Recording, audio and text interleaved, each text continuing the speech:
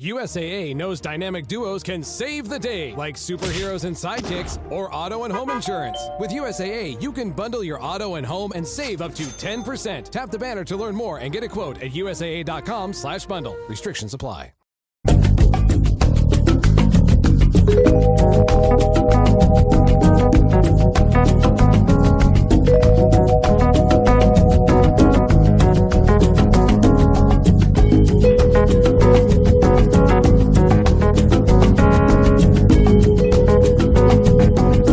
Son las 4:25, una hora menos en Canarias. Es martes, así que vamos a hablar con Luis Rendueles y Manu Marlaska en su nuevo territorio negro. Buenas tardes a los dos. Hola. ¿Qué tal? Buenas tardes, Julia. Buenas tardes. Ya saben ustedes que hay muertes para las que la justicia tarda mucho en llegar, ¿no? Y la muerte de la que hoy nos van a hablar Luis y Manu, pues es una de estas. Es la muerte de una mujer llamada Lucía Garrido, que fue asesinada hace 11 años ya, y bajo cuyo crimen se esconde, por lo visto, una trama compleja, muy oscura, que estos días en la Audiencia Provincial de Málaga pues intentan descubrir, ¿no? 4 personas se sientan en el banquillo como responsables del crimen de Lucía. Hay 2 ex guardias civiles, está la expareja de Lucía y un sicario que sería el presunto autor material del crimen, del asesinato. Ahora, pues cuando acabe, un jurado popular decidirá quién o quiénes están detrás de la muerte de Lucía Garrido. Empecemos por viajar en el tiempo hasta el día del crimen, hace tanto que seguro que nadie se acuerda, ¿verdad? Era el 30 de abril del año 2008.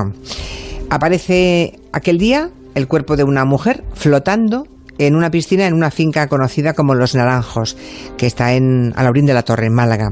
Esta mujer es Lucía Garrido, tiene 35 años, es madre de una niña pequeña, porque Sara tenía entonces 11 años. Eso es. El cadáver de Lucía está en la piscina, metida dentro del agua. Presenta algunos golpes en la cabeza y un profundo corte en el cuello, a la altura de la yugular, pero la autopsia determinó que la mujer no murió por ese corte, sino que murió ahogada por sumersión en la piscina de la finca, ¿no? Y esa finca es un lugar que va a tener una importancia fundamental en todo el entramado que se descubre después. Lucía y Sara vivían allí junto a Manuel Alonso, que era la pareja de la mujer y el padre de la niña, hasta el año 2006. En esa fecha, en 2006, es decir, 2 años antes de la muerte, Manuel y Lucía se separan. Y hay varias resoluciones judiciales de distintas instancias, de distintos tribunales, que conceden el uso de la finca a Lucía y a su hija, y ahí comienza, en esas decisiones, comienza a fraguarse la muerte de la mujer. ¿Y por qué es tan importante ese lugar? O sea, lo que es el escenario del crimen, ¿qué tiene de particular? Allí Manuel y Lucía habían montado en esa finca un centro de venta de animales exóticos que les daba bastante dinero, bastantes ingresos. Que eran ilegales, imagino, ¿no? Esa venta era ilegal, claro. Y en el que se saltaban casi toda la legalidad, gracias a las excelentes o fluidas relaciones de Alonso con algunos agentes de la Guardia Civil del Seprona, del Servicio de Protección de la Naturaleza de Málaga. Madre mía. Esta relación hacía posible que hasta la finca llegaran animales intervenidos en toda Andalucía, es decir, esa finca era un depósito de animales exóticos. Y por serlo recibía mucho dinero, recibía muchas subvenciones de la Junta de Andalucía, o sea, una fuente de dinero casi inagotable. Después de la separación de la pareja y después de las decisiones de los juzgados de familia, Alonso, el hombre, ya no podía disponer de la finca. Iba a perder 40.000 euros trimestrales que el negocio le reportaba. Así que empezó a hacer todo lo posible para que Lucía y su hija salieran de ahí. Cuando decís que empezó a hacer todo lo posible, entiendo que no se limitó a la vía judicial, claro, que empezó a delinquir. Bueno, también la vía judicial también lo intentó, pero también utilizó otras vías, digamos, más directas y menos ortodoxas, ¿no? El relato que hace el escrito de la acusación particular en este juicio, la verdad es que es tremendo. Tras varios intentos de Manuel Alonso por la vía judicial, los tribunales ratificaron que el uso de la finca era para Lucía y para su hija, y que él además debía pagar una pensión de 600 euros y devolverle el coche, el vehículo familiar que le había quitado, ¿no? En marzo del año 2007, es decir, un año después de la separación, la mujer empieza a denunciar ya malos tratos y amenazas. Cuenta, por ejemplo, que Alonso no le pasaba un solo céntimo, que le había cortado el teléfono móvil, que le había pinchado las ruedas del vehículo, se lo devolvió pero le pinchó las ruedas, y que le había quitado el mando con el que se abría el portón de la finca, de tal manera que ella no pudiese acceder. Además, impidió el acceso a la casa al cerrajero que Lucía había contratado para cambiar las cerraduras de la casa, e incluso a un técnico que le iba a arreglar la lavadora, que llevaba rota varias semanas, y tampoco le dejó pasar, y además la amenazó de muerte. Y entonces el interés que tenía este individuo, su ex marido Manuel Alonso, por esa finca, ¿era mantener el negocio de depósito de animales exóticos incautados por la Junta? Según la Fiscalía había mucho más. Allí en la finca, en Los Naranjos, no solo se guardaban animales exóticos, sino también era una guardería, pero guardería de droga. Madre mía. Droga de alguna organización criminal. En abril de 2009, un año después del asesinato de Lucía, en ese mismo lugar mueren 2 colombianos que irrumpen, habían entrado por la fuerza en la propiedad de Alonso. El hombre, los disparó, según dijo él en su día, en defensa propia. Pero un informe del Servicio de Asuntos Internos de la Guardia Civil lo que sostiene es que los fallecidos iban a esa finca a realizar un vuelco, lo hemos explicado aquí alguna vez, es decir, robar droga a traficantes, robar droga que en ese caso Alonso guardaba en los dobles fondos de las jaulas de los animales exóticos que guardaba. Entonces Alonso estaba, como si fuera una serie o una peli de televisión, estaba esperando la llegada de los colombianos con tranquilidad y los mató a sangre fría, según el informe. Y no le pasó nada. 10 años después, estos hechos están sin juzgar. Y hoy mismo se ha recibido la noticia de que de momento se ha archivado provisionalmente la muerte de estos 2 hombres. Y Lucía Garrido, la asesinada, ¿en aquel momento sabía lo que pasaba en su casa? ¿Que había esa cantidad de droga guardada también? Pues la teoría de la Fiscalía de Málaga es que Lucía murió precisamente por todo eso que sabía. Era una testigo muy incómoda para mucha gente. La acusación particular, que aquí ejerce la acusación tanto la Fiscalía como la acusación particular en nombre de la hija y de la hermana de Lucía, sostiene además que Lucía era un obstáculo para los negocios de su marido y para sus socios, entre los que había guardias civiles de la comandancia de Málaga, entre los socios de los negocios sucios de Alonso. Alonso, desde luego, hizo todo lo posible antes de la muerte de la mujer por echarla de allí. Puso ratas muertas en los aljibes para contaminar el agua, no alimentaba a los tigres y leones que había almacenados allí, que tenía en la finca, para que pasaran las noches rugiendo de hambre y así atemorizar a su expareja y a su hija. Y la mujer pasó por el médico, le hicieron un informe, fue diagnosticada de un cuadro de ansiedad, dejó de dormir durante muchísimos meses y llegó a perder 24 kilos de peso. Pues menuda vida en los últimos años de esta pobre Lucía, ¿no? El caso es que llega el 30 de abril, todo acaba para Lucía, que fue asesinada en esa finca. ¿Cómo fue la investigación? Porque claro, 11 años en llegar a juicio me parece, vamos. Sí, posiblemente sea una de las investigaciones más complejas y también más erráticas que hemos visto nunca, ¿no? En un principio a la familia de Lucía les contaron que probablemente se había suicidado. Esa historia evidentemente quedó descartada inmediatamente cuando se hizo la autopsia al Hombre, si dio un corte y golpes. Así que el asunto pasó pronto a manos de un juzgado de violencia contra la mujer, por todas aquellas denuncias que te contaba Manuel, de malos tratos de Lucía, por el mal clima después de la separación, y todo apuntaba al exmarido, Manuel Alonso, como autor del crimen, aunque él había dejado todo muy bien preparado para salir de rositas de toda esta investigación. Imagino que se buscó todo tipo de coartadas, ¿no?, para irse de rositas. Pues mira, el día de la muerte de Lucía, Manuel Alonso hizo todo lo posible por encontrarse con todas las personas que pudo desde primera hora de la mañana. Es decir, fue buscando gente. Y a todas ellas, a todas, sin excepción, les dijo que ese día se iba a Cádiz a buscar unos animales. Incluso a uno de ellos, para agarrar, para sentar más la coartada, le animó a que le acompañase. Dijo que le acompañase a Cádiz y que le invitaba a comer a cambio.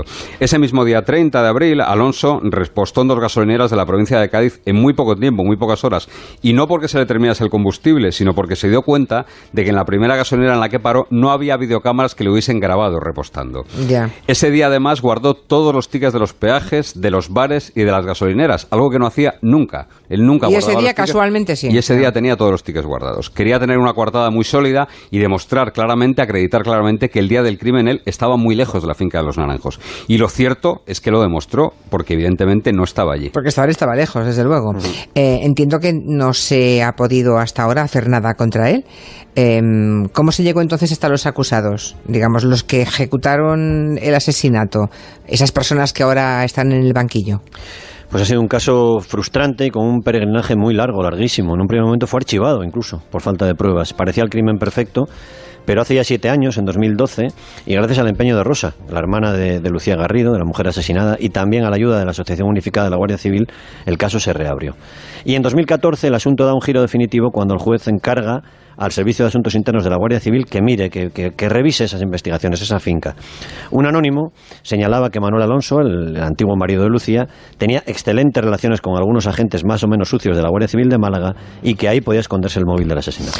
Y afortunadamente asuntos internos, que digo yo que habría que vencer mucha resistencia, ¿verdad? Alguna.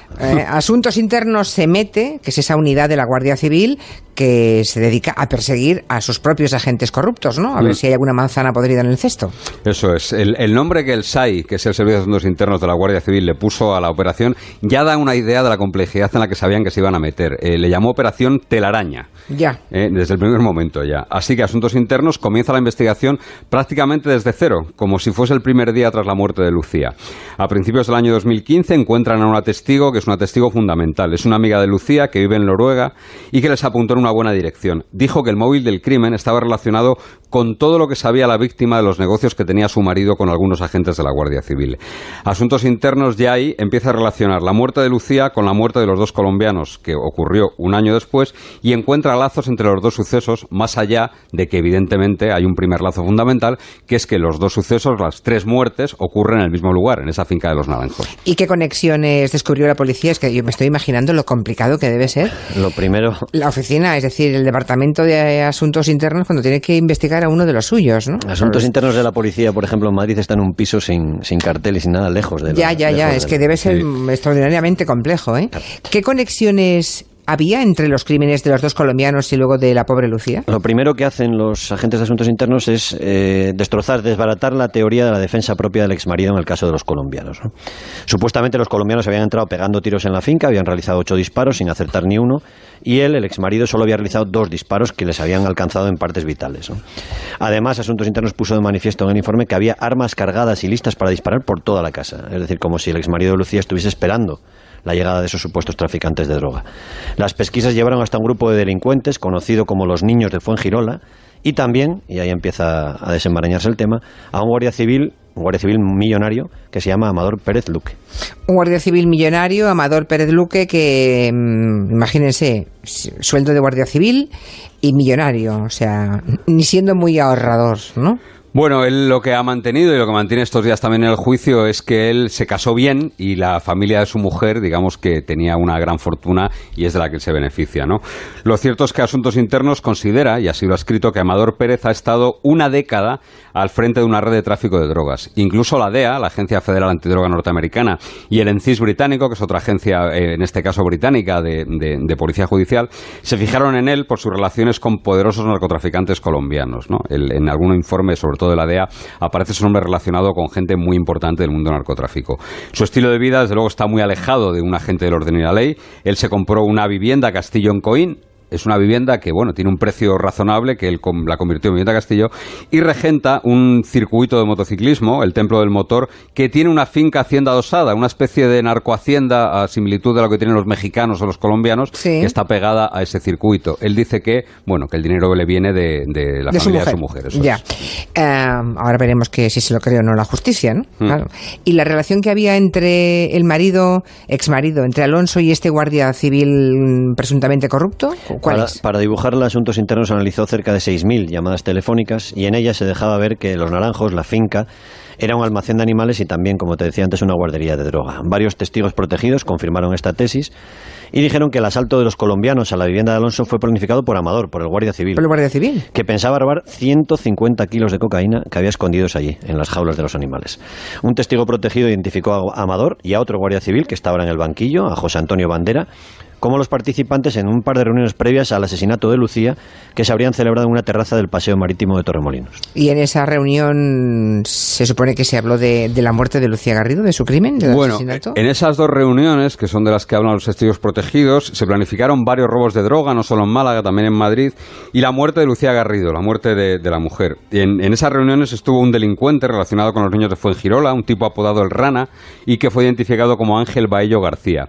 Quien no estuvo en ninguna de esas reuniones fue Manuel Alonso, el marido de Lucía Garrido, pero la investigación apunta a que él, aunque no estuvo en esas reuniones preparatorias, sí que dispuso todo para que los asesinos tuviesen todas las facilidades para hacer su trabajo. ¿Qué tipo de facilidades para hacer el trabajo? Bueno, aquí entra el Departamento de Criminalística de la Guardia Civil, porque entre los efectos que recuperan del lugar del asesinato de Lucía había unas llaves que en un principio no parecían muy importantes, pensaron que eran de ella, de la mujer, de la víctima, porque estaban cerca de la piscina y allá había también el bolso y la documentación de Lucía.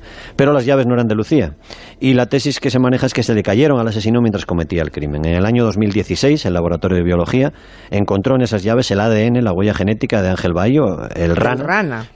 Uno de los asistentes a esas reuniones previas, que está ahora también sentado en el banquillo como presunto asesino, como presunto sicario.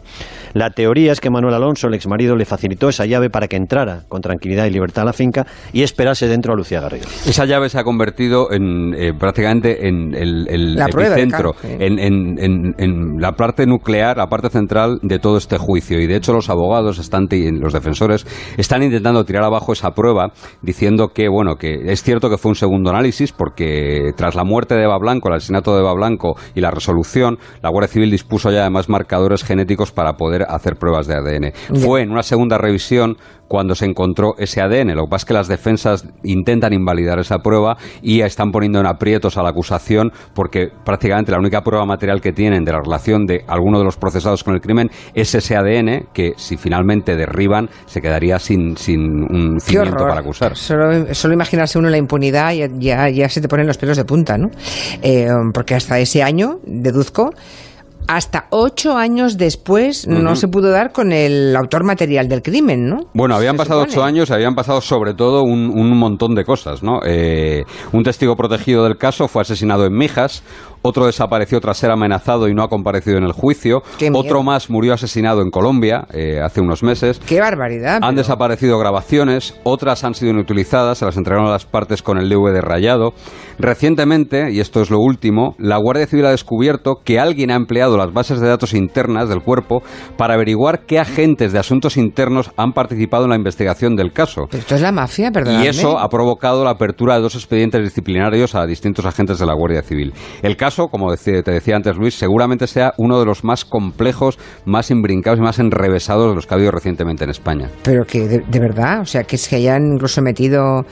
que se supone que es gente del cuerpo, ¿no? Sí, claro, evidentemente, sí, han abierto 12 expedientes, ¿eh? Sí, pero que tiren de ese hilo, porque es que esto huele fatal. En fin, el caso es que finalmente ha llegado al banquillo con esa serie de vicisitudes y con esos titubeos, ¿verdad?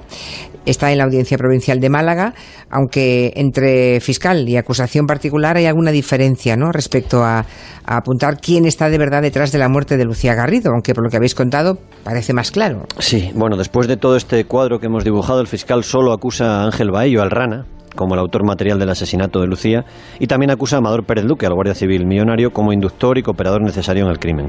Les pide 23 años de cárcel a cada uno de ellos. La acusación particular, por el contrario, acusa a más personas. Acusa de inductores del crimen también al exmarido, a Manuel Alonso, y acusa también a otro guardia civil, a José Antonio Bandera.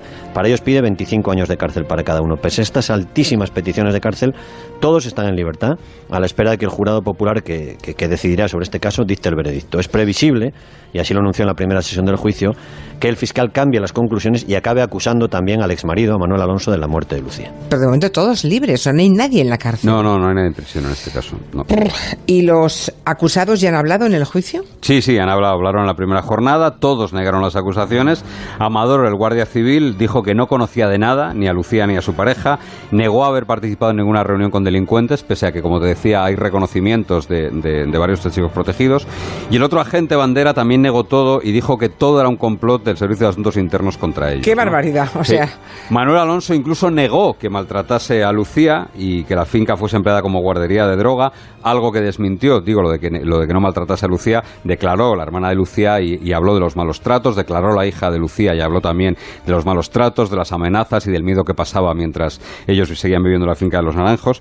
Y Manuel Alonso además dijo que el asesino, el presunto autor material, Baillo, dijo que el día en el que se asesinó a Lucía, él estaba celebrando un cumpleaños de su madre y que él estaba allí sentado porque era un cabeza de turco, un clásico, vaya. Sí, ese clásico de yo no soy nadie, ¿verdad? A mí me han cogido de cabeza de turco. Es un delincuente, alguien relacionado con ese grupo de delincuentes de los niños de Fuengirola, el Rana, y pese a que hay esa prueba física que de momento sigue en pie, bueno, pues él mantiene que es un cabeza de turco. Pero qué miedo da, ¿no?